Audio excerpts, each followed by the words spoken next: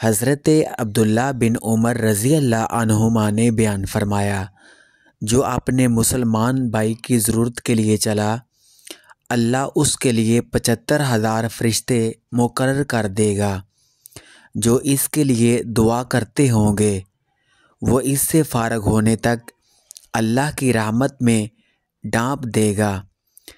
جب وہ فارغ ہوگا تو اللہ اس کے لیے ایک حج و عمرہ کا ثواب لکھتا ہے۔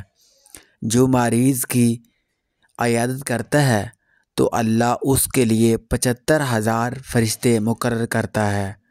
وہ قدم اٹھاتا ہے تو اللہ اس کے لیے ایک نیکی لکھتا ہے۔ دوسرا قدم اٹھاتا ہے تو ایک گناہ معاف کرتا ہے اور ایک درجہ بلند کرتا ہے، یہاں تک کہ اس کے بیٹھ جانے تک۔